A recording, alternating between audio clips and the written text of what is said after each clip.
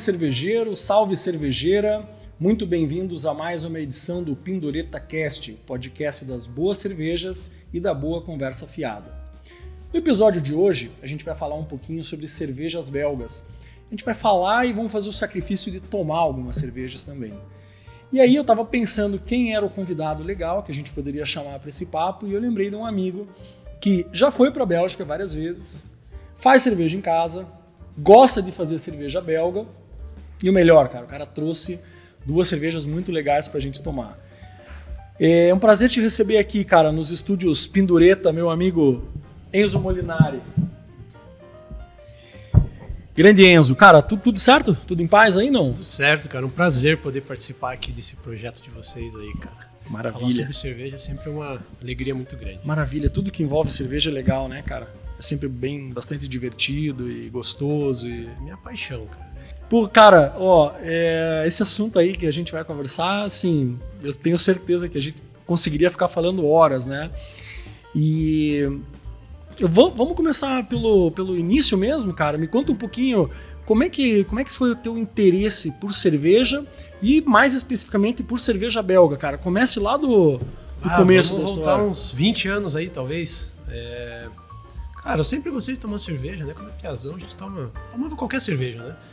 E eu lembro que isso começou a ficar bem forte, porque quando eu tinha... Faz muito tempo, cara. Isso foi 2005, 6, eu acho, 7, 8, por aí. Nessa faixa, mais ou menos por aí. Uns 15, 20 anos. Mudei de cidade, eu saí daqui, né? Eu sou aqui de Curitiba. E eu fui morar em São Paulo. Tive uma proposta de emprego, morei no Rio e depois fui muito pouco tempo e fui para São Paulo.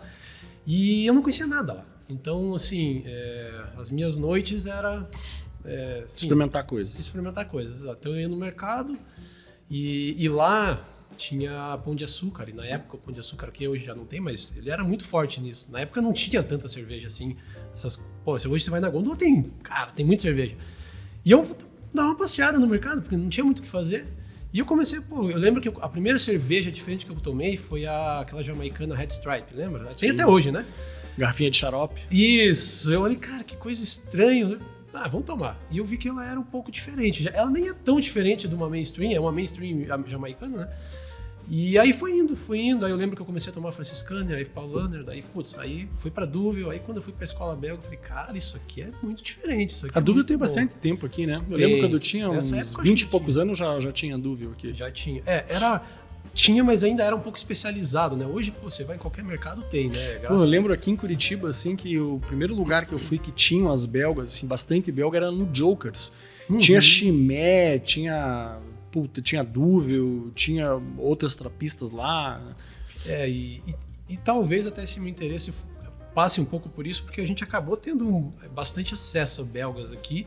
E as alemãs, basicamente, o que vinha era de trigo, né? Era Weissbier, né?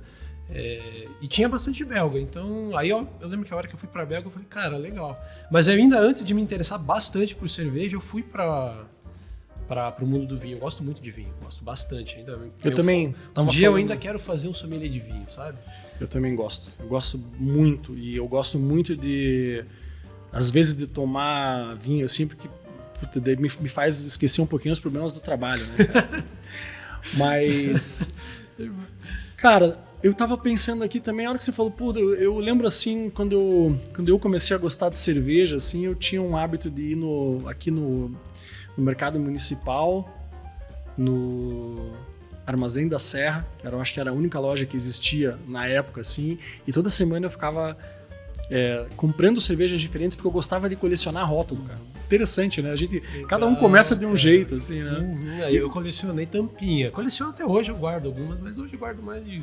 Você fica guardando essas porra, depois fica uma sujeirada na tua casa, você não faz porra nenhuma. Porra nenhuma com isso aí, cara. Eu tô com tampinha pra cacete, já tô com um pote lá na lavanderia largado, porque não tem mais onde colocar. E, tá na mania de guardar, vou guardando, cara. Cara, que legal. E me conte uma coisa, você começou a fazer cerveja em que ano? Então, aí eu comecei a fazer cerveja em 2017. Isso, 2017. Eu lembro que eu já tava... eu voltei daí pra Curitiba depois de rodar muito, né? E aí eu falei, cara, eu quero fazer cerveja. Eu lembro bem que teve um amigo secreto, uma amiga minha, me deu um livro, como fazer cerveja. How to Brew. Não foi o How to Brew, foi um livro, cara, eu acho que é Como Fazer Cerveja em Casa mesmo. Mas ele é um livro americano, traduzido assim... Nas coxas. Que não era do mundo da cerveja, sabe? Me pareceu, pelo menos que eu me lembro, era isso. E eu sei que o How to Brew é bom, né, cara? O How to Brew é animal. O How to Brew é um livro para quem faz cerveja, tem que ler. É a Bíblia, né? Tem que ler.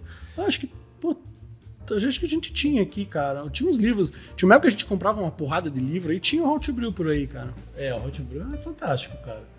E eu sei que eu li, e aí comecei a pesquisar, comecei a fazer cerveja em 2017. E aí foi indo. E eu comecei a fazer cerveja, quem faz cerveja em casa vai dar risada agora. Porque eu comecei a fazer cerveja, quando eu planejei fazer cerveja, porque, cara, cerveja importada é mais caro, não tem jeito, né? Então você quer tomar uma Delirium, ela não custa R$5, igual uma Heineken, ela vai custar 30 conto, é normal. Eu falei, não, eu vou aprender a fazer... Ó a ideia do cara. Eu queria tomar cerveja foda num preço menor. Isso, num preço menor. Primeiro, eu não sabia quanto ia gastar para fazer. Segundo, eu não sabia o quão foda é fazer uma cerveja belga, né? E eu me iludia, né, cara? Então, assim, você gasta pra cacete pra fazer cerveja em casa. O insumo não é caro, mas os equipamentos são caros. Você gasta pra fazer e toda hora você compra um bagulhinho a mais. E é um hobby, né? A gente tende a investir mais nas coisas que a gente gosta. Tem que levar como um hobby, exato. Você resumiu tudo, né? É um hobby, do mesmo jeito que você tem, eu ando, sei lá, de kart, gosto de jogar isso, aquilo, não sei o quê. Eu jogo tênis, aí o cara vai lá, compra uma raquete, não sei o quê, cara.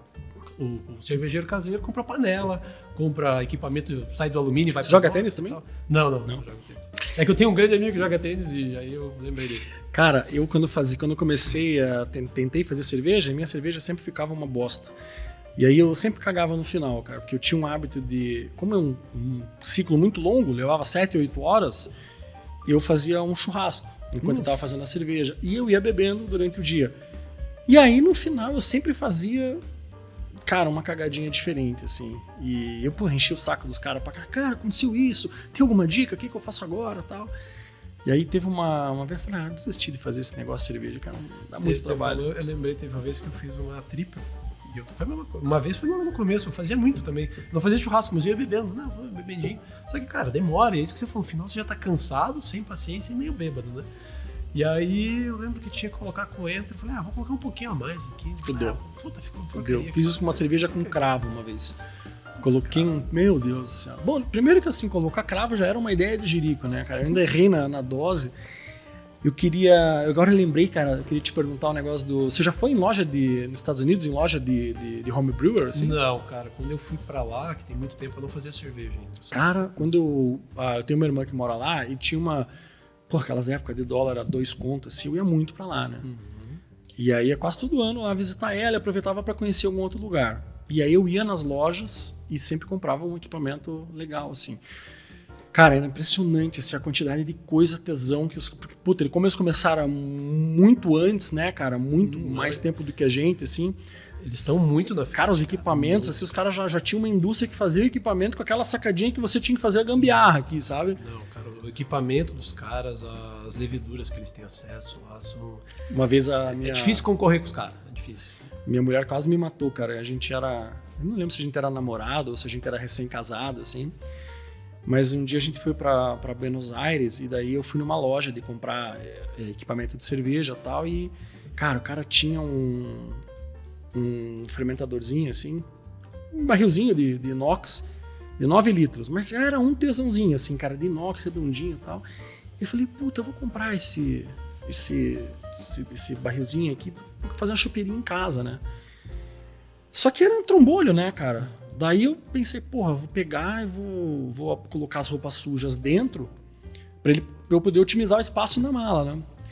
E aí, comprei e tal, colocamos numa mala, fechamos a outra mala e tal, daí a gente foi lá para o aeroporto internacional, lá o Ezeiza, e cara, nosso voo começou a atrasar, e a gente começou a atrasar, e daí, tava 1 hora atrasado o voo, e a galera meio impaciente, assim.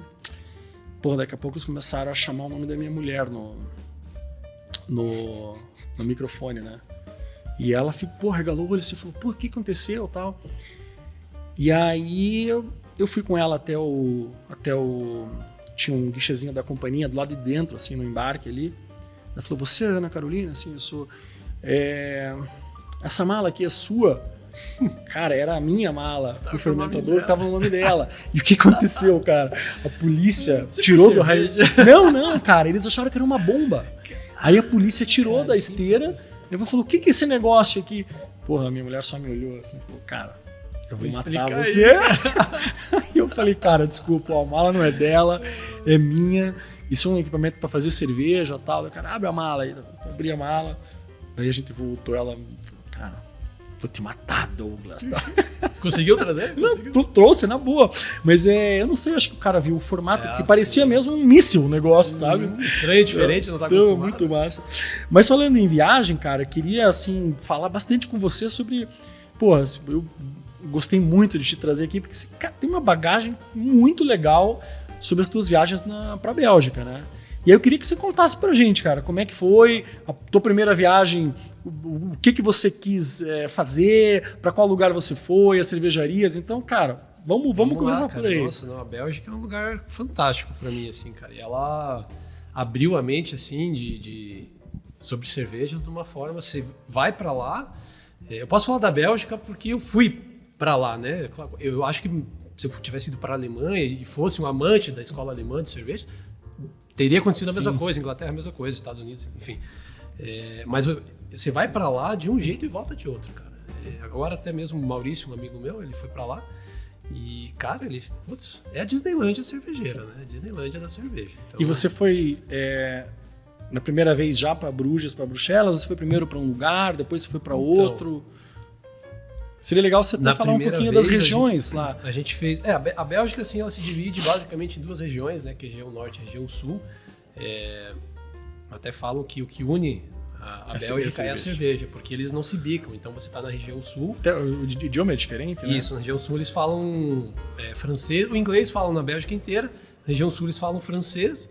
E na região norte eles falam flamenco, que é uma mistura de holandês com... Sim. É um holandês com um dialeto um pouco diferente, um pouco com alguma coisa de alemão. Eu não entendo muito do holandês, do flamenco. Eu até comecei a estudar, desisti, cara, porque vou no francês e aí a gente... Só que a Bélgica é muito pequena, né? Então a gente eu e minha esposa, a gente fez um roteiro de carro, né? Então a gente circulou a Bélgica inteira. Nessa primeira vez que a gente foi... A gente desembarcou em Frankfurt, dormimos lá, tomei a Weiss lá, putz, cara, é fantástica, né? E aí pegou o carro no dia seguinte e começou. Eu não vou lembrar exatamente a cidade, mas se não me falha a memória, a gente já começou pela Schuf, que é lá embaixo, né? Bem no sul da Bélgica. E a gente foi circulando a Bélgica. Que é onde eles fazem a La Schuf. A gente foi na La Schuf, lá foi muito legal. Assim, na La Schuf foi uma visita que a gente não conseguiu, porque na Bélgica tem muita cervejaria e as maiores, a La Schuf, apesar de ela ser pequena, ela não é pequena porque ela é da Duvel hoje, sim, né? Da sim. Duvel Morgal, né? Mas a fábrica dela lá, uma das fábricas, fica na Schuf, é super pequenininha, cara, é minúsculo. E é foda de visitar, né? Então, e aí você só visita em grupo, e a gente não tinha grupo. Aí a gente chegamos lá. Cara, a cidade parece um conto de fadas, né? Parece que a tua impressão é que vai ser um gnomo de algum lugar, alguma hora. Você andei lá à noite, cara. O rótulo da cerveja é um gnomo, né? E tem gnomo espalhado é uma cidade muito pequena, uma vilazinha. Na realidade, ali chama-se Rufalais. Aí tem uma vila, que onde a Schuf é uma vila um pouco mais pro alto, e tem a cidade mesmo, que também é bem pequena, embaixo, assim, né? É como se fosse você sobe um morro, onde tá a cervejaria, e embaixo onde tá a cidade. Que a cidade é aquele negócio, tem a panificadora, a igreja muito bonita e a praça, que é uma cidade pequena, mas linda, linda. E a gente ficou lá em cima, né, onde tem a cervejaria, tem os restaurantes, algumas pousadas. Isso na primeira vez, né? E aí a gente, cara, eu falei, vamos lá, vamos ver o que rola na cervejaria. Mas não tem, lembro que a minha esposa falou, não tá marcado. Eu falei, cara, vamos chegar lá. Chegar lá. Chegou, tava funcionando, eles estavam fazendo, eu não lembro se estavam fazendo cerveja, mas tava funcionando, tava muita coisa, tava com cheiro de malte, provavelmente tava até fazendo alguma coisa. E a gente entrou lá, os caras olharam assim, porque, cara, não tinha portão, não tinha porra nenhuma, fomos entrando. Daí os caras olharam, eu falei, a gente queria ver se podia fazer uma visita. Daí eles falaram que a gente já sabia, que era só para grupo fechado, que naquele dia não tinha visita. Isso em inglês? Isso em inglês, E o inglês mais ou menos, porque cidades pequenas, nem todo mundo fala o inglês, e o inglês às vezes é um inglês mais ou menos, né? E aí a gente perguntou, né? eu perguntei, tá, mas eu posso dar uma olhada aqui? Dela, o tour começa aqui, pode ir até onde dá ali. Aí te deixaram solto Deixaram lá. solto, cara. E eu entrei, fui entrando. Eu não fui onde tinha alguma barreira. Onde não tinha alguma barreira, eu não fui. Mas eu fiz o tour, assim, eu não fiz um tour guiado, mas eu fiz um tour ali pela parte do... Eles têm um salão, assim, e você vai passando, eles explicam malte, lúpulo, levedura, essas coisas. Mas é um salão, e ali tinha eu não lembro se era uma corrente, era como se fosse alguma coisa assim, para você não passar. Mas isso já estava na metade do salão, então eu praticamente conhecia ali, só não fui guiado, né? E a gente foi lá e, cara, fantástico ali, aquela cidade ali, uma cidade fantástica. E isso foi na primeira vez. Na segunda tem uma história, cara, cabeluda daquele lugar lá, a segunda vez que a gente foi. Mas na primeira vez você foi de carro e aí você passou por ali e foi para outros lugares. Vou lembrar, na primeira vez a gente não dormiu ali. A gente dormiu em alguma cidade... Onde é que foi? Eu acho que... Cara, eu vou ter que lembrar, eu não lembro, mas foi uma cidade próxima. Toda cidadezinha tem alguma coisa de cerveja. Tem, assim, cara, né? em qualquer lugar que você para, você vai tomar uma cerveja artesanal. Qualquer lugar que para. E eles são regionais, então ali no sul você vai encontrar muita cerveja ali do sul. Você vai encontrar, por exemplo, as famosas em qualquer lugar. Sim, Delirium você encontra em qualquer lugar, por exemplo. Dúvia, eu imagino. Isso, mas você tá ali no sul, você vai encontrar as trapistas mais no sul. Você não vai encontrar, por exemplo, a Vestmol, que é lá de cima. Né? Você pode até encontrar, mas você não vai no restaurante e vai ter. No restaurante com certeza vai ter Chimé, aí vai ter a Chuf, vai ter o Orval, que são ali da região sul. Em garrafa ou em tap? Em garrafa. Em tap, em alguns bares tem. Em alguns bares tem também tap. É comum em bar ter tap, né? Mas restaurante, o legal lá é que assim, você vai em qualquer restaurante, mas qualquer mesmo. Assim, eu lembro que a gente foi pra Bruges, já tô lá em cima, né? Mas depois a gente volta. E a gente parou num restaurante assim que eu acho que tinha umas 4, 5 mesas, pequeno mesmo.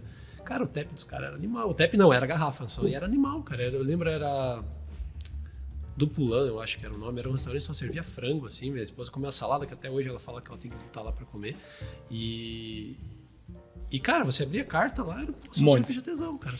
Tudo garrafa, claro. E nas cidades pequenas tem aquela cultura de ter as cervejarias pequenas em cada cidade, assim também? Sim, tem. Cara, qualquer canto ali tem. E as cervejarias tem cervejaria de fazenda, né? Que você... Cara, no meio pra chegar lá, você passa no meio de fazenda mesmo, assim. Você entra o cara faz uma farmhouse lá. Você fala assim, cara, será que eu posso entrar aqui, né? De carro, tem uma porteira aberta, sabe? Essas coisas assim. Você fala, porra, será que eu posso? E é animal, você tá indo assim de carro e, porra, lúpulo do lado, sabe? Puta, que legal. Legal. Eles plantam lúpulo lá. Não é o forte, né? O lúpulo ali. Eu nem sei se essa plantação ali é para cervejarias locais. Imagino que deva ser, né? Perto da São Bernardos ali tem uma plantação bem grande de lúpulo. Uma dúvida que eu queria te perguntar. As regiões do país, elas são, assim, atreladas aos estilos belgas, assim? Por exemplo, eu lembro que na Alemanha... Cara, você vai pra uma região, sim, o cara faz um tipo de estilo. Você vai pra outra região, eles não se conversam muito ali na Alemanha. Eu dormi em Kielce, né? Kielce é cerveja. Eu dormi em Colônia, que faz a Kielce, né? Uhum. Você atravessa o rio, é Düsseldorf, né? E que faz a Altbier. A Altbier do Düsseldorf. Isso. E eles, cara, você vai em Colônia, você não encontra Altbier. Sim, interessante. Você vai em Düsseldorf, você vai na Bavária, é um tipo de cerveja. Você vai lá pra cidade da Schlenkerla, lá era... Não lembro. Porque é da defumada. Pô, agora me fugiu também. Mas eu sei onde que faz as defumadas e eles só tomam isso lá, né? Eles são bem regionalistas, bairristas, assim, nesse sentido, né? E na Bélgica não, cara, você encontra todos os estilos norte e sul, tanto que os trapistas fazem triple lá em cima, faz lá embaixo, a Vestmol faz triple, todo mundo faz. Não tem muito isso, assim, até essa questão de estilo é bem legal na Bélgica, porque... Bamberg, perfeito, isso aí, Bamberg. Essa tá um dos lugares que eu quero ir na vida ainda, também, cara, quero ir lá, porque lá os caras defumam o malte lá dentro, né? Eles malteiam e defumam lá. Eu tenho uns amigos que foram pra Bamberg, foram acho que fala Schlenkla, e diz que eles servem lá em uns bairrosão de madeira, assim. Eles devem aqueles tap de pressão. Isso, assim. Que eles devem colocar a torneira na hora, né? Que eles furam o barril É isso aí. Cara, diz que é bom demais. Tá na lista. Mas eu tô falando com você aqui e tô espumando, cara, Vamos? de olhar essas cervejas. E tem uma coisa pra caralho pra falar sobre a Bélgica. Mas me conta um pouquinho sobre essas cervejas. Foi você que fez, né? Eu que fiz essas duas aqui. Essa aqui é uma Belgian Single, né? Belgian Single é a cerveja do dia a dia do monge, né? Dos monges trapistas, né? Então, inclusive, o nome dela eu deixei super criativo. Cerveja do monge. Uhum. E É uma cerveja leve, né? Essa aqui, se não me engano, tem 5 ou 4,9. Tipo, é uma Belgian Pale Ale ou uma... É um pouco mais leve, é menos malte, né? E bem esterificada e lupulada. Então essa lupulada ela tá com também. 45 IBUs essa daqui. Pô, pra É caralho. bem lupulada, coloquei especiaria. Nessa aqui eu fiz um mix ali de semente de coentro, grãos do paraíso e gengibre. Então ela é para ser bem condimentada, né? E a outra? E a outra é uma Bière de Garde. Bière de Garde é um estilo franco-belga, né? É um estilo que derivou... Vou chamar de derivou, assim, mas ela é da família das Farmhouse Ales, né? Porque ela nasceu ali e na fronteira com a França. Então é um estilo que você encontra na França também. As cervejarias hoje, que fazem bastante... Hoje é difícil de achar no Brasil. Eu lembro, na França, a gente via muito esse nome lá. As BR de Garde, BR de Garde, tem BR gente que Blanche fala e que BR de Garde. Isso. O pessoal fala que é estilo francês. É o estilo franco-belga porque tem dos dois lados, né? Que na realidade, quando ele nasceu, se não me falha a memória, posso estar falando uma besteira grande aqui, não tinha aquela divisão ali ainda. A fronteira não era ali. E nasceu ali, depois que passou a fronteira e daí dividiu. Então, tem cervejaria que faz BR de Garde de um lado e de outro. Cara, vamos abrir essa... Como é que é o nome dessa? Belgian Single. Vamos abrir essa Belgian Single e vamos conversando. Eu queria puxar uma prosa contigo aqui sobre a relação da cerveja belga e dos mosteiros, cara. Tá, vamos... Sim, Você consegue abrir a cerveja e falar, não? Vamos tentar. O máximo que vai acontecer é eu fazer alguma besteira aqui, estragar o microfone. Abra longe, cara. Não me estraga esse microfone aí, que não tô... A cultura tá muito... Os monges desenvolveram muito, né, cara? O jeitão de fazer, a cultura e tal. Eles fazem cerveja milenarmente já, né, cara? Um barulhinho bom. Vai lá, você faz as vezes aí. Tá bonita, a cor tá bonita. Ela puxa um dourado bem... Porque ela é uma cerveja mais leve mesmo. Essa né? tá refermentada na garrafa, não? Todas refermentadas na garrafa. Eu acabo... Cervejeiro caseiro tem a turma que condena a refermentação na garrafa, mas, cara, a belga, pra mim, eu sou bem clássico. Vou fazer uma belga, faça uma fermentação na garrafa. O coentro vem forte, né? Parece uma Hoegaarden. Saúde, cara. Saúde. Cara, tá bonita demais, hein? E cheirosa. E aqui mistura um pouco do lúpulo, que ela é bem lupulada. Aqui foi só Saaz, aqui foi muito Saaz, né? Saaz é um lúpulo que puxa esse... O próprio lúpulo já puxa um pouco desse condimentado, né? Puxa um pouquinho de terroir esse condimentado. Tá bem bom, cara. E você vê que ela é amarguinha, né? É interessante o fermento belga com o lúpulo, assim, você começa a lembrar das... Ela não é forte igual uma triple hop, assim, mas ela tem a refrescância, né, cara? A refrescância no aroma, o lúpulo também. O lúpulo acaba trazendo essa... como você falou, ela fica um pouquinho mais crispy, assim, né? Por conta do amargor, ele traz essa sensação, na realidade. E ela é uma cerveja seca, né? Cara, você tá fazendo cerveja bem, hein, bicho? Essa daqui a gente ganhou medalha aí. Essa aí foi... E essa foi xodozinho, cara. Eu nunca tinha feito esse estilo aqui. Deliciosa. E na fermentação eu fiz uma loucura, cara. Eu às vezes faço umas doideiras. Joguei a temperatura lá em cima e falei, cara, vamos ver o que vai dar. E ela... Mas não esterificou então, tanto assim, né? Mas, cara, vou te falar que no terceiro dia de fermentação, que quando eu soltei, ela bateu 27 graus. O cervejeiro que estiver ouvindo vai me xingar.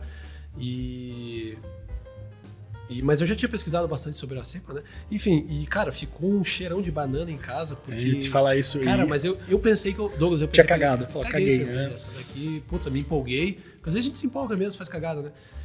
Mas eu falei, cara, eu pesquisei tanto, não é possível. Fui esperando, fui dando tempo, ela foi arredondando, aquela banana tem um pouquinho, né? Do extra ainda, mas ficou quase nada, cara. Graças a Deus. Eu lembro uma das cagadas que eu fiz fazendo cerveja, um dia tava fazendo uma IPA e, puta, descuidei do controle da temperatura e o fermento foi lá em cima. Cara, daí virou um tutti-frutti a cerveja. Não dava pra tomar, assim, virou um chicletão, sabe? Então, eu tive uma que ficou isso aí também, cara. Acho que foi uma Belgian Gold Strong Ale que eu fiz, que ficou... Não ficou ruim, você toma, acaba tomando, porque não é um defeito, assim, não é aquela cerveja que vai te dar uma dor de cabeça, por exemplo, não é aquele álcool superior que, porra, no dia seguinte você não... Mas ela não fica agradável, não é uma cerveja muito... E os monges? Então, cara, assim, isso voltando bastante na história, né, cara, os monges, eles fazem cerveja milenarmente. Então, Quem que tinha o poder da escrita antigamente? Eram os monges. Então, eles conseguiam perpetuavam a receita. Perpetuar a receita, exatamente, cara. Então eles, por isso que os caras fazem cerveja. Claro, não só por isso, né? Tem toda a parte de que os caras são pacientes, né? Cara, eles são monges, eles estão lá. Assim, a vibe dos caras é diferente. E para fazer cerveja, você tem que ter uma paciência. Belga, então, refermentar na garrafa é pior ainda. A cerveja tá pronta, você bota na garrafa, refermenta, tá mais umas 3 semanas no mínimo, né? Então, eles são bem pacientes. E essa cerveja mesmo é a cerveja que eles tomam no dia a dia. Então, alguns mosteiros que a gente foi, por exemplo, a Chimay, eu sei que acontece isso. A Belgian Single, eles tomam toda a refeição do almoço, né? Todo almoço eles tomam uma taça da Belgian Single deles, né? A cerveja deles. A Orval, se não me engano, eles têm lá no mosteiro deles, eles têm a Petit Orval, que é uma Orval pequena, tem 3,5%, se não me engano. Algo em torno disso. Que também é a cerveja do dia a dia. Porque os caras que deve ter uns 5, né, de álcool. Aqui tá com 5. Eu olhei aqui, eu falei 4 e pouco, tá 5. Tá 5, tá leve. Tá levinha e ela é uma cerveja bem leve justamente para você, cara, tomar assim... Agora, os monges, eles fazem as cervejas dentro dos mosteiros? Cara, tem de tudo. É. Então, assim, vamos pegar a Chimay. Chimay, pô, todo mundo conhece. Chimay faz lá dentro, né? Faz lá dentro, é supervisionado, então para você ter aquele selo trapista, né, na garrafa, sim, tem a Authentic Trappist Product, alguma coisa assim, isso aí. Acho que é esse. Enfim, é um selo trapista lá que vai na garrafa. Tá atrás da gente aqui, deve ter um monte de cerveja trapista nessas caixas aqui. Aqui, ó. Authentic Trappist Product. Isso aqui é um produto trapista, né? É um selo que isso aqui não é só para cerveja. Então ele pode ter para queijo, chocolate, pão, qualquer produto que seja feito dentro do mosteiro, sob a supervisão de um monge, né? Diz que os queijos lá em Chimay são animais, né, cara? Chimay, todo mundo fala isso. E aí, no meio da viagem, não começou a ficar legal, a gente comeu.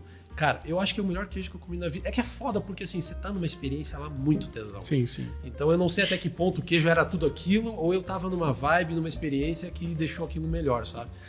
E eu já até tentei importar depois que eu vim pra cá. Juro, tentei importar, fui atrás, mas não consegui. Isso nunca veio, né? Nunca veio queijo trapista pra cá, cara. E tem muito. Não sei, eu acho que tô pensando aqui, acho que o Elinho lá, uma época, trouxe... Tô lembrando alguma história de uma época lá atrás, no passado, ele trouxe um pouco de queijo. Eu sou parceiro de fechar um container e investir nessa porra aí, cara. Eu sou parceiro pra comer. Também. E aí eles... só voltando lá, né? Os monges, então, eles fazem... A Chimay, por exemplo, faz lá dentro, supervisionado por eles. Claro, eles não fazem todo o processo, né? Mas tem lá o mestre cervejeiro que entende, né? Um monge que entende da cerveja, supervisiona. E tem, claro, os funcionários de uma cervejaria padrão, que não são monges, né? Também não, sim. Não vai ter um monge fazendo tudo lá, riando malte e tal. Sim, nem rezo esses caras aí que ajudam lá, eu acho. Não, esses caras que ajudam só devem, com certeza. E aí tem cerveja, tem mosteiro que não faz, por exemplo, Mondecá, né, que fica na fronteira ali com a França. Eles têm umas cervejas legais. Né? Animal a cerveja dos caras. E eles não produzem lá. Eles se nomeiam cervejas trapistas, apesar de não ter o selo, porque eles produzem lá na Chimay. Então eles têm a cerveja deles, só que quem faz é a Chimay, não são eles. E explica um pouquinho pra gente, cara, essa diferença entre as cervejas trapistas e as outras cervejas feitas em monastérios. Então, aí tem de tudo. Eu tenho um amigo cervejeiro caseiro, belga, Arnaud. Abraço, Arnaud. Gente finíssima. Ele é belga, mora aqui. E eu já troquei uma ideia com ele, eu perguntei pra ele, cara, essas Abbey Beers, né? Qual que é dessas Abbey Beers? Porque você pega uma Aleph, é uma Abbey Beer. Você pega a Mondecá, é uma Abbey Beer. Aí você pega a Maré de Sul, né? Que é feita na Delirium. É feita na Delirium? Ou eu achei que a Maré de Sul era feita na Morgat? Acho que... Desculpa, você Morgat, tá certo. né? Na Morgat e a Averbod. Sabe a Averbod? Sim. A Averbod é da Delirium. Delirium, né? Isso.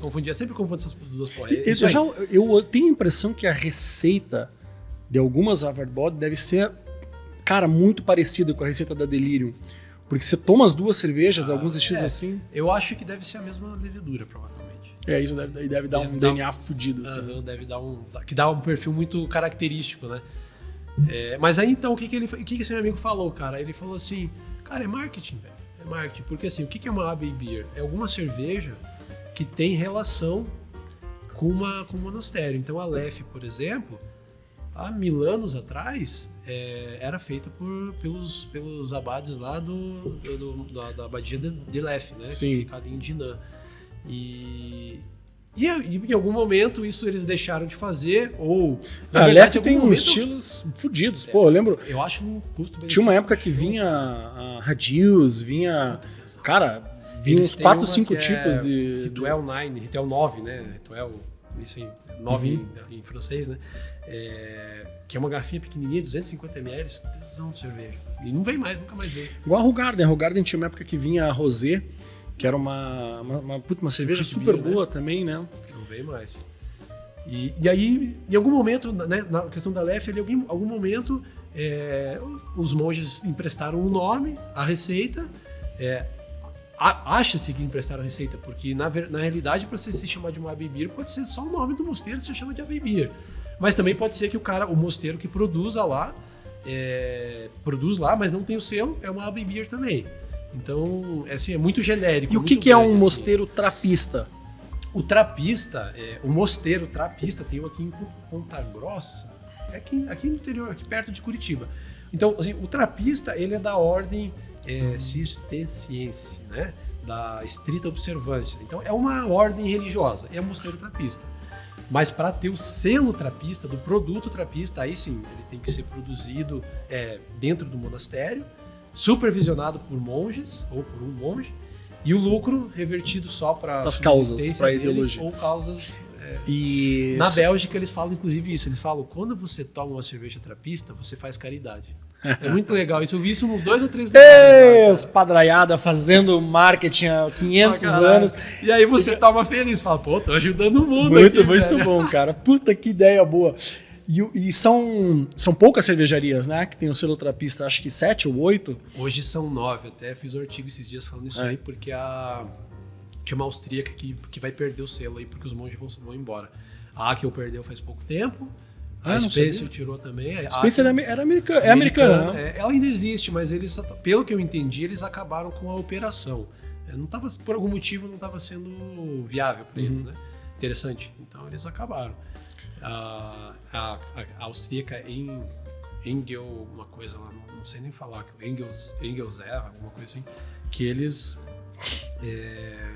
os monges estão indo embora, não sei também qual que é o motivo, e aí não tem como. Você vê como o mundo tá difícil, cara, até os monges estão indo embora, velho. E quando eu fui pra Bélgica a primeira vez, foi em 2015, a gente fez todos os mosteiros belgas e a La Trappe, né? E naquela época tinha mais ou menos uns 8, 9 também, só que não tinha ainda aquele italiano, não tinha vários aí que surgiram depois, então parece que em algum momento assim, deu um boom assim, e agora tá encolhendo de volta, né? Não sei. Eu acho que os grandes vão ficar ainda. A Chimé é gigante, a La Trappe, cara. Fica mais ao sul? Ao sul? A Chimé fica em. A La Trappe é na Holanda, né? A La Trappe é holandesa. Ela fica colada na Bélgica, mas é holandesa. A La Trappe é gigante, ela quase já perdeu o selo algumas vezes. Porque dizem, pelo menos, eu não sei a história ao certo, né? Mas o pessoal comenta muito lá que ela quase perdeu o selo várias vezes, porque eles são muito. Cara, é uma cervejaria gigantesca, assim, cara. Por isso que tem pra cacete aqui. E você foi na Chimé, né? Fui da Chimé. Prédio grande, assim? Prédio grande, cara, cervejaria grande? É um dos lugares, assim, eu não sou um cara religioso, assim, não vou na igreja, sabe? Mas eu gosto Deveria ir, meu filho, deveria. Rezar é bom. Eu já tomo trapista. Esse já ajuda, é verdade. Eu, como não bebo, eu vou na igreja, cara. Mas eu gosto muito dessa parte espiritualidade e tal, assim, né? E lá é legal. Essas coisas. Cara, a Chimé, cara, quando você vai lá, você te dá um bem-estar fudido. Energia fudida. A energia que tem lá, cara, você chega lá, não tem barulho de nada, você ouve a tua respiração, cara. Você anda, você ouve o teu caminhar, assim, cara, a tua respiração. É uma vibe totalmente diferente. E eles têm um bar da fábrica, assim, não? Eles têm um restaurante, quase toda cervejaria trapista, né? Tem uma operação, às vezes não é dele, às vezes é arrendado, às vezes é alguém que é um restaurante que vende a cerveja do cara, mas sempre tem. E ali no caso da Chimé, eles têm um restaurante com pousada, e a gente dormiu lá. Eu já ouvi isso. Animal, cara, operação de cervejaria, restaurante e hotelaria, né? Isso, é animal, cara. A gente dormiu lá, cara, é uma vibe super gostosa. E a comida lá, cara? Quando você vai nas cervejarias, é a base de batata, né? A gastronomia deles, cara, né? lá a gente brinca, minha esposa, quando a gente voltou a primeira vez, a gente falava, cara, lá se você pedir uma batata, vai vir uma batata acompanhando a batata, entendeu? Porque tudo tem batata, velho. Só que a batata dos caras é animal, é boa. Cara. Porra, é animal, cara. A gastronomia deles, quando eu fui a primeira vez, a gente não sabia. Primeira vez a gente foi... não foi nem um tour, assim, foi um tour cervejeiro, porque eu queria fazer, mas minha esposa não tava tanto na vibe. Cara, depois da primeira cervejaria... Putz, ó, antes de ir, até hoje ela conta essa história pra todo mundo, cara. A Rochefort, quando eu tomei a Rochefort, eu levei pra ela, isso há muito tempo atrás, né? E ela não gostou, cara. Ela falou, não, muito forte, cerveja escura, não gostamos. Cara, terceiro dia de viagem, todo lugar que ia, ela perguntava, tem Rochefort? Tem Rochefort? E eles têm um queijo também, né? E tem o queijo também. É animal. Então, assim, cara, você encontra em todo lugar, cara. Cara, a Bélgica é foda.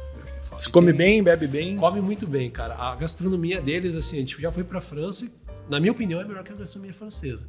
E eles têm muito de cozinhar, eles chamam de cuisine à la bière, né? Uhum. Eles têm muito de usar cerveja. Então, você vai lá perto da Chimé. Na Chimé mesmo, eu lembro que a gente comeu era um coelho ao molho, 4 queijos com Chimé Doré. A Bélgica é o símbolo deles. Então eles colocam cerveja no molho, cerveja eles temperam com cerveja, maturam a carne na cerveja. Cara, é animal. Cara, os caras vivem muito a cerveja lá. Quando eu casei, fui passar lua de mel na Europa, né? Eu fiquei também, eu não lembro, acho que uns 10 dias na França e uns 10 dias em Portugal. Eu tava assim, puta expectativa da França e tal. Mas, cara, onde eu comi maravilhosamente bem foi em Portugal, cara. Toda a região, cara, tudo era bom. O bacalhau era bom, o queijo era bom, o porco era bom. Tinha uma cidade que eu queria muito conhecer lá, que era Évora, uma cidade murada e tal. Lá também tem esse conceito do cara ter uma vinícola, um restaurante e um hotel junto, né? Eu acho animal isso, cara. E aí tava pesquisando essas coisas de viagem, até falou, tem um restaurante aqui que é um dos mais premiados da Europa, daí ficava até na rua Rio de Janeiro, cara. Só que, cara, foda de você conseguir e tal. Daí eu falei pra minha mulher, falei, não, vamos bem cedinho lá e vamos lá conhecer e tal. E aí o cara... Chegamos lá, o português falou, não, tem que ter reserva? Eu falei, não tenho. Então eu não posso te atender. Eu falei, cara, consegue uma mesinha pra gente? Cara, que horas é a tua reserva, cara? Às 8 horas. Eu falei, eu prometo pra você que a gente vai embora antes das 8 horas. Daí o cara, então senta naquela mesa ali. E o cara, você falou do coelho, eu lembrei. Cara, o cara serviu um coelho com um coentro. Nossa, inesquecível, assim. E eu nunca esqueço desse restaurante também, tinha um negócio legal, cara. Essa cidade de Évora, eles fazem um vinho que é uma produção super limitada, assim. E aí você compra a produção daquele vinho, cara, e esse vinho vira uma moeda, assim. Esse vinho vai valorizando, cara. Com o passar do tempo. Com o passar do tempo. É o Peramanca, um vinho icônico aí.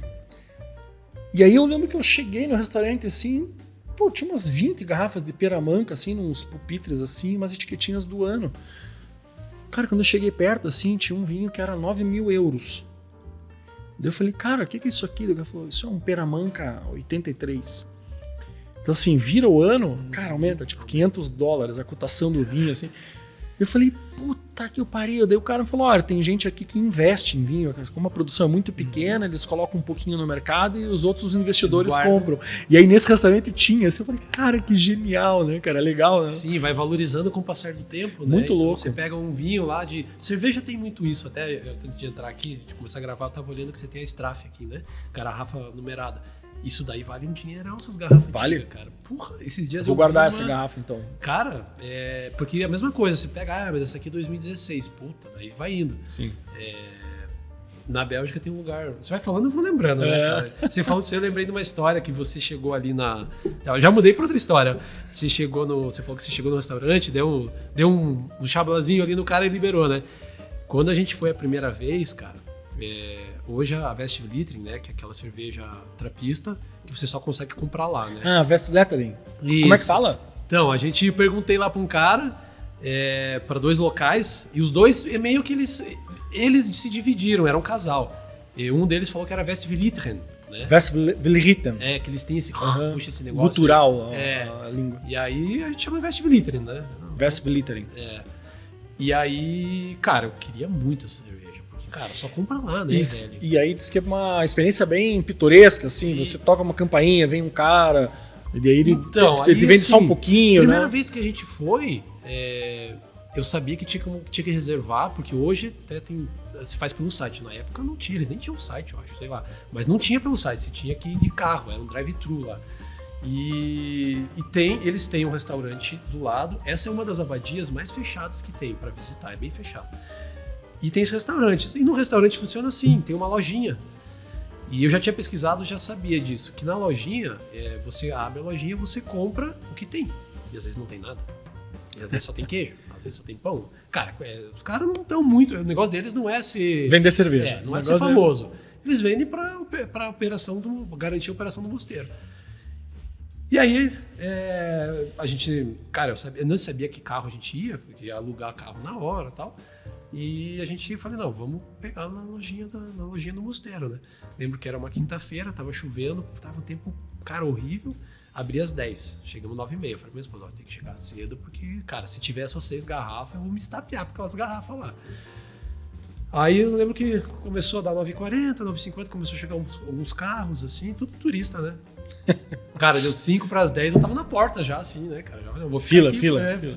Só eu, cara, porque os outros caras não estavam assim, né? O único idiota fazendo isso você era viaja assim, né, cara? Você vai pra fora do país, assim, daí você vê aonde tem nego fazendo zona. É brasileiro ou argentino? Estão fazendo merda na frente de algum lugar. Vai piorar a merda, né? Vou piorar bastante a merda ainda.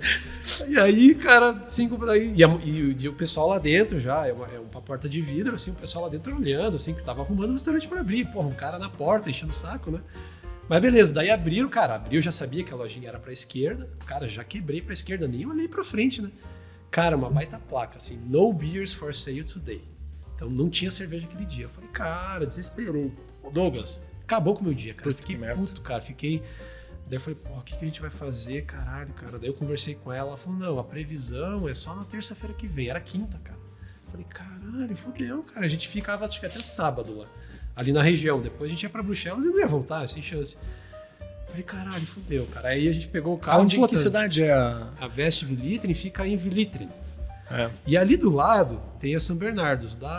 Cara, não dá 10 minutos de carro. Você passa umas 2, 3 fazendas e tá no São Bernardos. Então você fez um roteiro, a tua estrada ia buscando as cervejarias, né? Sim, não. A gente fez uma beer trip mesmo, sabe? Que legal. Uma road trip com cerveja.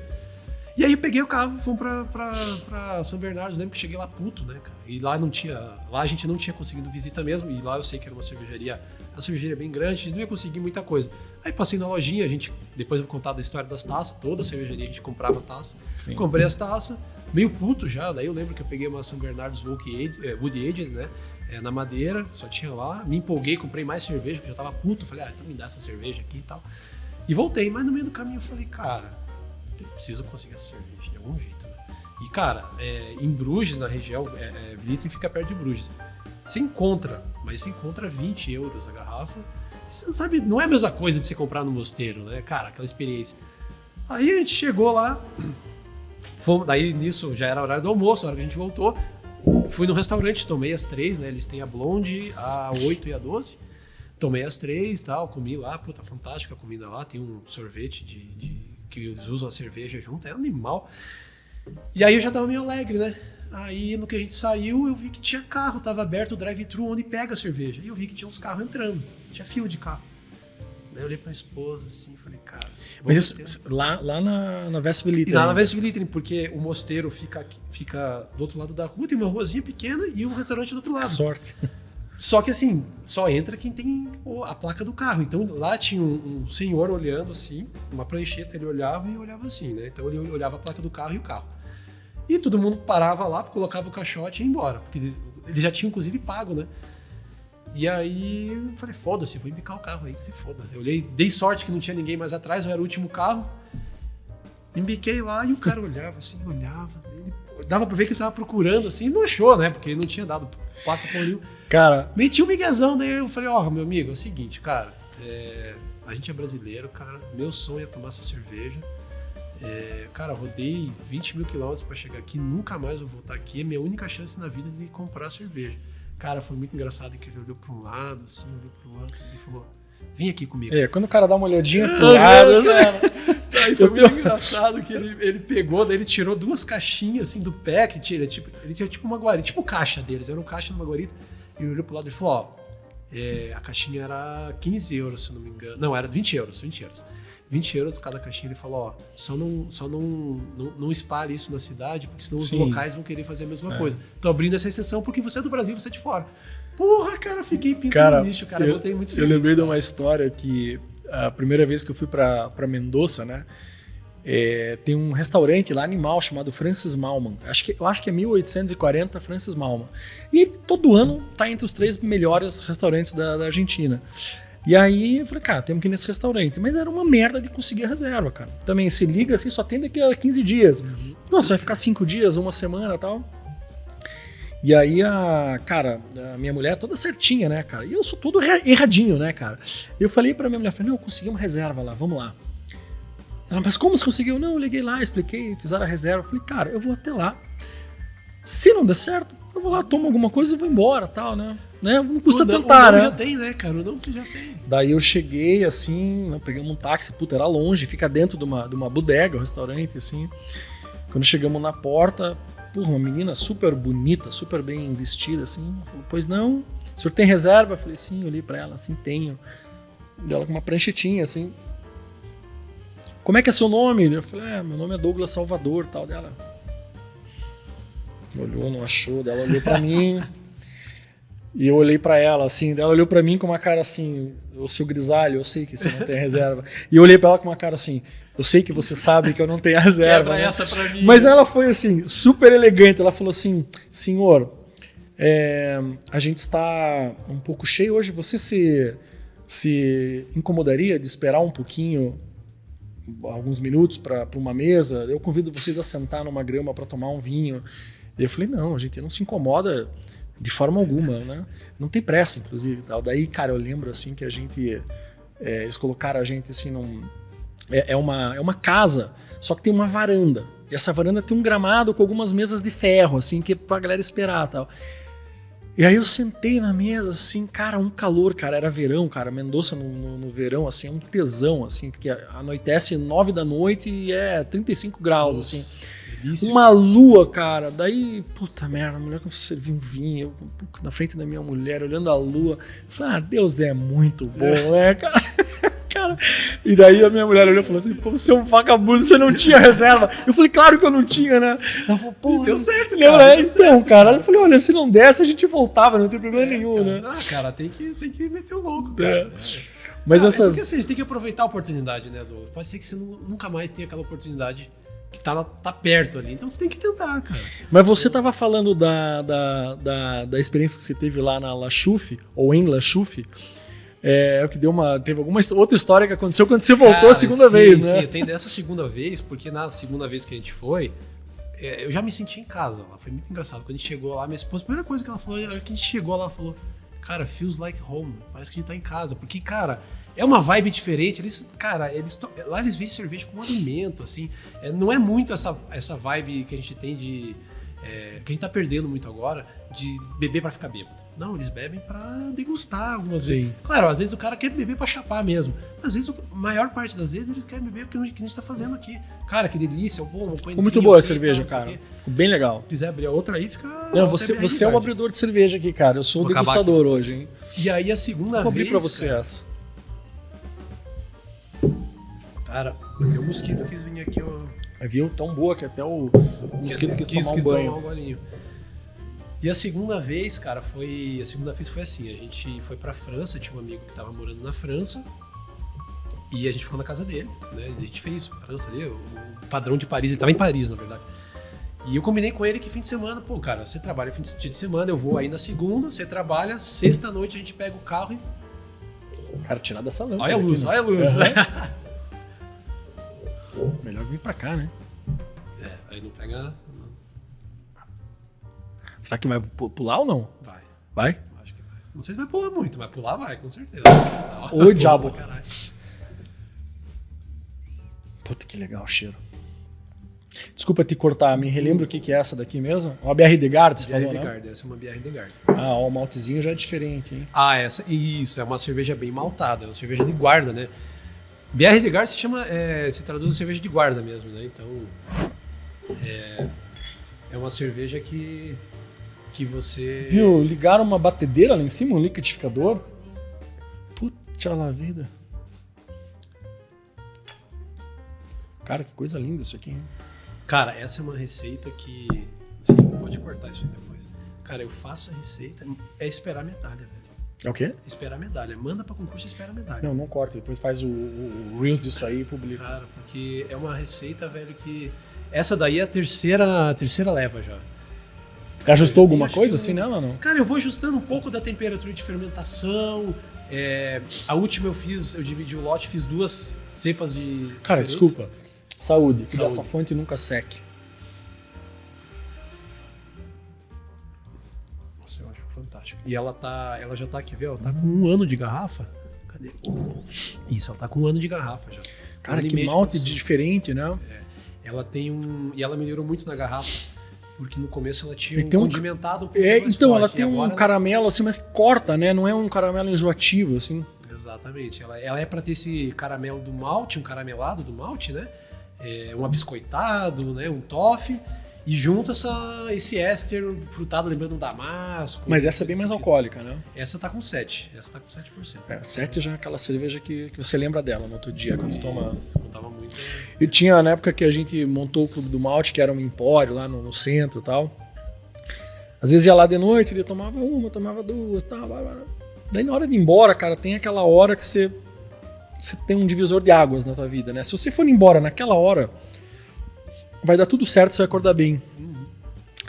E aí tem aquela última que você toma, né? E eu sempre tomava, cara, você lembra daquela Brooklyn, aquela Imperial Stout da Brooklyn, que era, acho que era Black Chocolate Stout o nome. Sim, fantástica, né?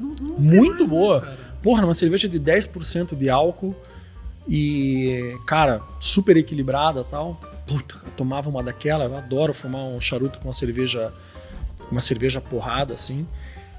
Mas, cara, puta, era a cerveja que me fudia. Assim, No dia seguinte, Não, o cara já virava e você ficava... Que é uma cerveja pra você tomar uma, louco. Né? Você toma só aquela e aí só que legal, quando você né? fecha com ela, você soma tudo que você já tomou e Eu tenho uma cerveja que eu guardei quando a gente fez aquela Brewmaster Selection no ano passado. A gente fez uma Imperial Stout com Kumaru. E aí o Alessandro falou assim, cara, esse envelhecimento de Kumaru aqui eu tenho cara, tá uns 3 anos aqui, eu tô guardando pra blendar com alguma cerveja e tal. Aí ele fez uma Imperial Stout bem porrada, com bastante corpo e blendou. E aí eu tomei ela bem fresca, assim, cara. Puta, no dia que engarrafou, assim, eu falei, cara, se essa cerveja tá assim, agora...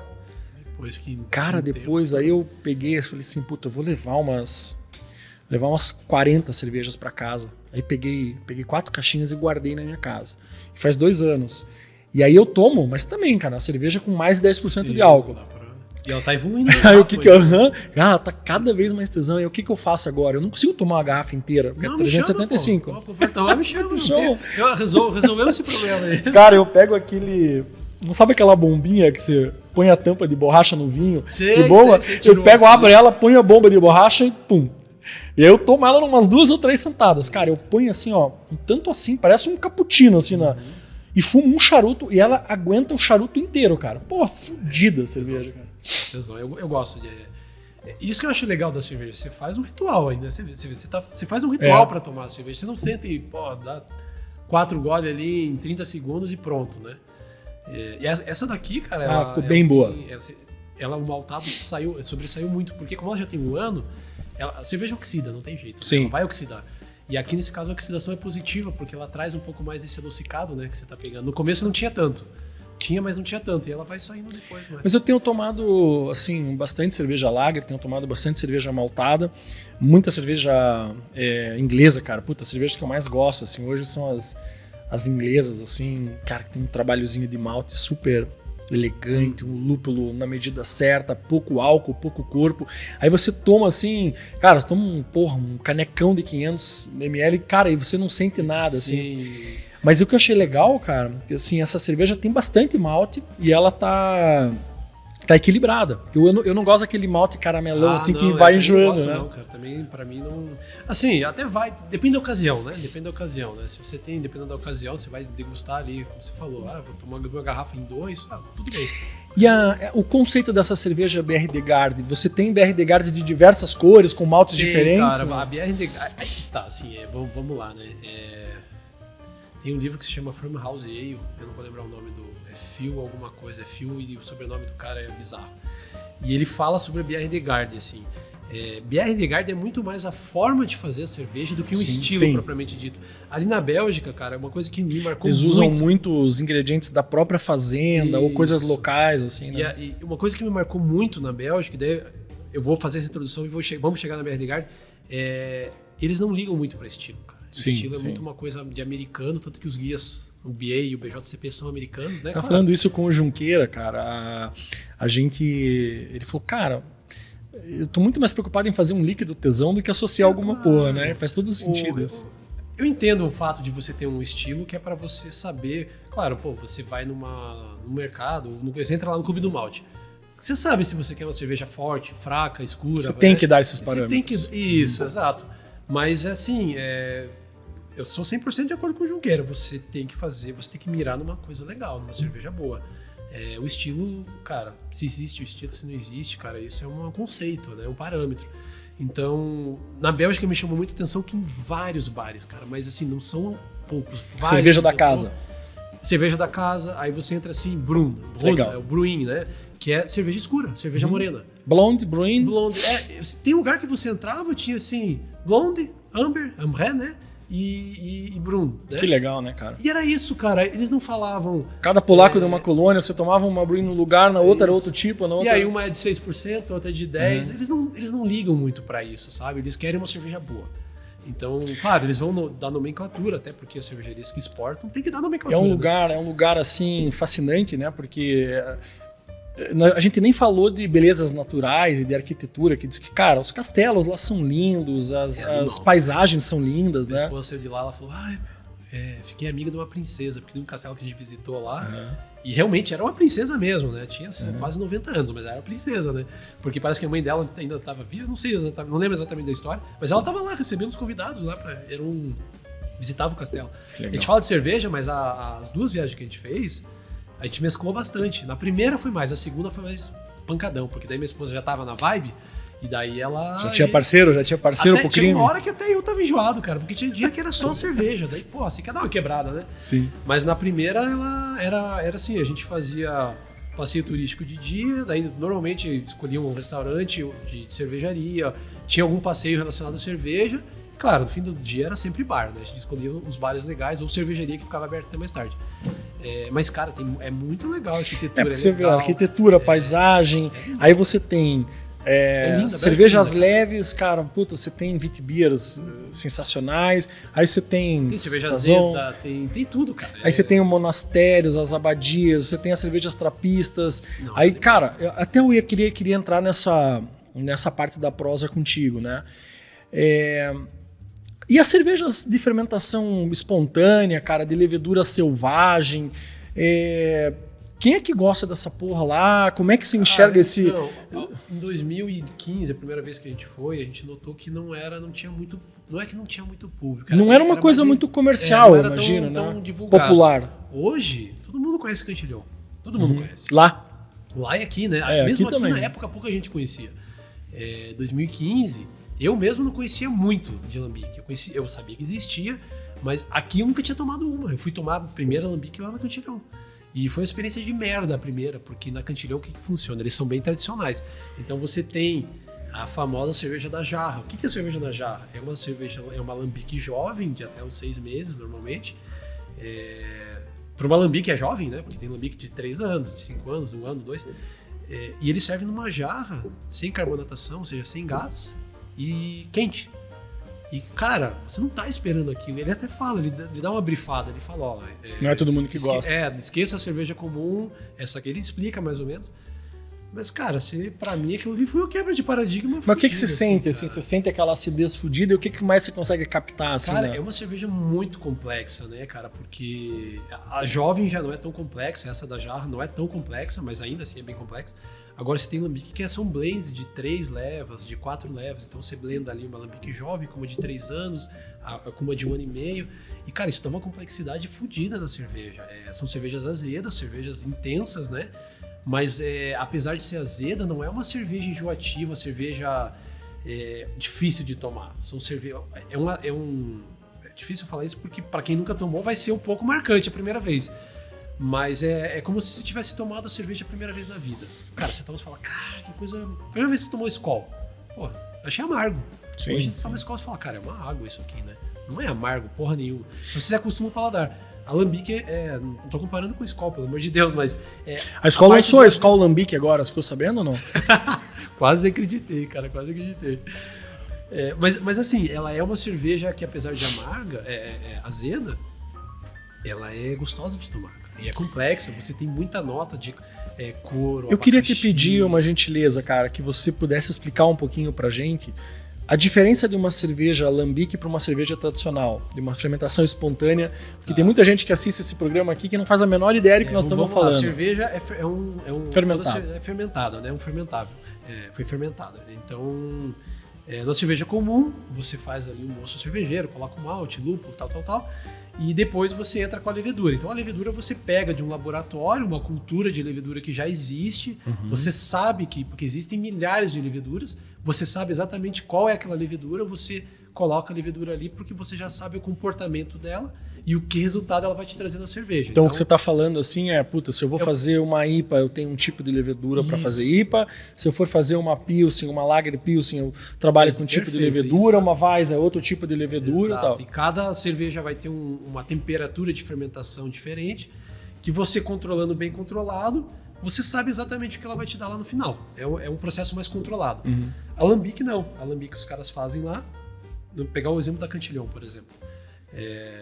Os caras fazem e a Cantillon tem 2 andares. Lá em cima você tem um piscinão assim de cobre com umas janelas abertas. Então eles terminam o mosto cervejeiro, né? Até aí é igual, né? Eles colocam malte, lúpulo, tal, não sei o quê. Fervem e eles não resfriam. No processo tradicional você resfria rápido ali e já passa por fermentador resfriado e já inocula a levedura. Processo tradicional. Lá eles jogam nesse piscinão e deixam a noite toda as janelas abertas. Então aquilo vai resfriando, vai entrando o ar da região ambiente. E ali é inoculado os micro-organismos da própria região. Existem leveduras selvagens que estão no ar ali. E aquilo ali vai popular aquela cerveja e aí no dia seguinte eles jogam para barrica e aí começa a festa. Caraca. Então assim, eles falam que a Lambique só é naquela região porque os micro-organismos, a microflora ali, tá ali, né? Tá ali, não tá aqui no Brasil. Eu já fiz uma espontânea, ficou legal, mas ficou muito diferente deles, obviamente, porque não é o que tem. Curitiba tem outro bicho. Exatamente. Aqui é uma Lambique, né? A Lambique de Curitiba. Né? Então é outros bichos, cara. A gente não sabe o que caiu ali, né? Só que esse fermento, quando ele come aquele açúcar da cerveja, ele faz o mesmo processo de quebrar o açúcar em álcool e CO2, só que ele gera um outro sabor também, né? Porque as cervejas são... E ali ele vai entrar, por exemplo, aqui, vou dar o nome aos bois, isso aqui é meio técnico, pode ser meio chato, mas só para entender. Numa cerveja comum você vai colocar Saccharomyces ou Pastorianos ou Cerevisiae. Que é a espécie da levedura. Isso, é como se fosse um... É o tipo do bicho, né? Que dentro de cada espécie você ainda tem subtipos, mais ou menos isso. E ali não, então ali vai entrar algumas Saccharomyces no ar, mas vai entrar Brettanomyces, que é outro tipo, que é uma levedura bem selvagem. Vai entrar Pediococcus, que não é levedura, é uma bactéria, né? Já não é um fungo, né? Que a levedura é um fungo. Vai entrar uma bactéria. Todas com fome. Todas com muita fome, cara. E cada uma trabalha de um jeito. Então, por isso que a Lambique leva muito tempo. Porque o ciclo fermentativo do Pediococcus, por exemplo, é muito lento. E eles controlam a temperatura ou não? Não, controla. Mas eles fazem numa determinada época do ano. É isso que eu ia te perguntar, porque se eles não controlam a temperatura, a alambique do verão ia ser diferente da alambique do inverno, Mas né? mas eles têm essa... Por isso que você entra lá, cara, é barril pra cacete, cara. É muito barril, cara. Muito barril, porque os caras têm que blendar, porque as levas vão ficar diferentes. E aí a mágica dos caras é essa, porque não vai ficar tudo igual, né? Não vai ficar igual. Você faz cerveja hoje, amanhã, cara, não vai ficar igual. O que você fez na semana que vem, que você fez na semana passada, e os caras vão jogando no barril e eles blendam. Eles blendam daí pra chegar num negócio legal. Que essa era a diferença da alambique, da Gueuze, Isso, da Faro. A Faro, ela tem adição de açúcar, né? Então ela é um pouco mais doce no final do processo. A Gueuze é um blend, Gueuze é um blend, então ela é sempre mais complexa. E a Alambique é um single batch, que a gente chama. Sim. Né? É um lote único, né? E é jovem, então ela é menos complexa. Então a Gueuze tende a ser um pouco mais equilibrada, talvez, porque ele controlou nesse blend. Mais equilibrada, bem mais complexa. E tem uma história legal, assim, quando nessa viagem de lua de mel que eu fui pra França, né? A gente chegou chegou em Paris, a minha esposa falou, puta, cara, eu tô quebrada, eu vou dar uma descansada, né? Eram umas 4 da tarde. Eu falei, então vai, vou dar uma volta aí, né? Eu falei, cara, minha mulher vai dormir, eu vou pegar uma bike e vou na loja de cerveja, né? E aí peguei uma bike que tinha uma cestinha, assim, e fui pra uma loja de cerveja, que era de um belga. E aí os caras são chatos, né? Não gostam muito da gente ali, porque o cara menino com aquela cara blasé, assim, né? Tipo, o que você quer, tal. Eu falei, quero experimentar um monte de cerveja, tal. Ele falou, quantos dias você vai ficar? Daí eu falei, vou ficar 10 dias. Ele falou, então eu vou te dar uma cerveja por dia. Tá bom. Cara, me deu 10 cervejas, assim, tudo de estilo predominantemente belga. E aí ele falou, essa aqui você toma por último. E eu acho que era uma Faro da Lindemans, pretona, assim. E eu falei, pô, beleza, tal. E, cara, tinha uma Chimay diferente, tinha algumas trapistas, tinha umas Belgenzinhas Pale Ale e tal. E eu fui tomando, cara, quando chegou no último, eu toda vez que abri uma, olhava pra última, né? Falei, essa aqui deve ser boa pra caralho. Eu falei, vou tomar por última, né? Na verdade, era uma Faro. Era uma Faro. E eu olhei assim, cara, o dia que eu abri, eu burro pra caralho, né? Peguei, tomei assim, falei, puta, Carol, que azar, tá estragada. Cara, eu joguei fora. Puta vida, caraca. E aí, cara, depois, assim, quando eu soube, né, a bosta que eu tinha feito, assim, eu contei pro amigo, ele se cagou de rir, falou, cara, puta, essa cerveja é boa pra caralho, você jogou fora, é que o tipo dela é assim. Levou 3 anos pra ficar pronto essa porra aí. E aí eu aprendi o conceito do, falo assim, cara, você sempre tem que dar uma segunda, uma terceira, uma quarta chance, porque, cara, eu tomei, veio aquela acidez inteira. Você não tava esperando aqui. Eu falei, cara, puta, vinagrou a cerveja, fodeu, né? Pô, peguei e joguei fora. Então é essa coisa, né? É a questão da expectativa, né? Você não tava naquela expectativa, você não tava esperando aquilo. Sim. Você tava esperando uma outra coisa, né? Não, até hoje, se você pegar e... A gente, quando faz a cerveja pro clube de assinatura lá, quando a gente acaba forçando muito nas sours, assim, os caras falam, não, porra, cara, né?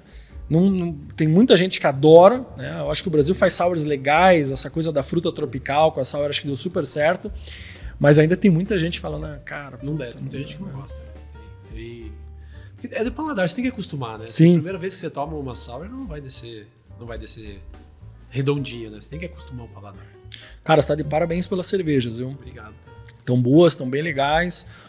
Eu acho que o grande desafio, assim, nesse tipo de cerveja que te entrega muita coisa, de sabor, de aroma e tal, é você buscar o equilíbrio, né? Porque é muito fácil de você escorregar, assim. Acho que você... Muito, cara. O processo fermentativo ele é complicado, né? Então, se ali você pode ter feito a melhor receita possível, se você errar na fermentação, ela vai te dar o superior, vai te dar o caráter indesejado ali, então... E você sente que o brasileiro gosta das cervejas belgas feitas aqui no Brasil ou não?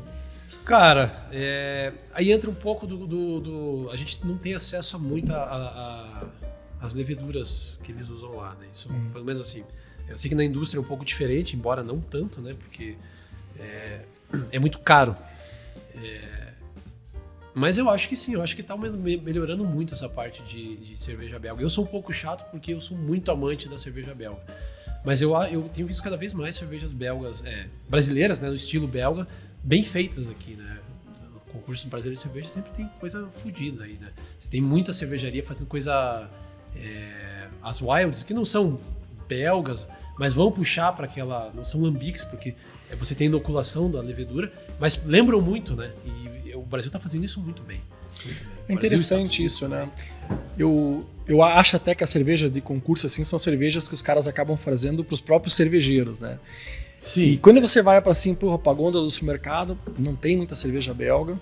Não. E aí você assim, cara, o que tem é a Vedette, são as Latrapes, a Duvel, Triple Carmeli. Eu não sei também se tem tanto mercado, né? Eu tenho um colega... As marcas tradicionais vão bem no Brasil, mas eu acho que os caras... Hoje, porra, você leva IPA num churrasco, todo mundo gosta de IPA, Então, né? exato. Mas assim, você não vê a galera tomando Triple, né? Você conhece a Mosaic IPA daqui, né? O Martin, ele é da Serva também, né? Da Associação do Cervejeiro Caseiro ali. Ele começou como caseiro. E ele é holandês. Cara, a quadruple dele é fantástica, cara. Eu lembro que eu tomei uma vez, ele fez. E eu tomei num bar, porque era uma festa num bar. Ele fez em casa a quadruple e serviu lá no bar, porque era uma festa fechada, né? Não tem problema. Eu falei, porra, Martin, cara, você precisa fazer isso aqui, velho. O cara faz no inverno pra vender. Ele falou, os caras não querem tomar isso aqui. Velho, não vende. É foda, né? Eu falei, cara, eu vou fazer 500 litros, que seja, que é uma leva já pequena. Vou vender 100 e o restante, faço o quê? Com aquele sotaque meio holandês dele, engraçado pra caramba. Ele veio aqui, esses dias eu topei com ele aqui. Eu tava lá no estoque e tal, daí eu falei, cara, tudo bem, você já foi atendido? Ele, não, eu entrei aqui, vim pegar meu pedido. Eu falei, é lá pelo outro portão e tal. Gente boa, cara. É muito de boa. Daí, o sotaque dele. daí ele veio aqui e falou, eu sou investidor de vocês e tem uma cervejaria também. Eu falei, tem uma cervejaria? Daí ele falou da Mosaic e tal. Cara, então manda cervejas aqui pra gente.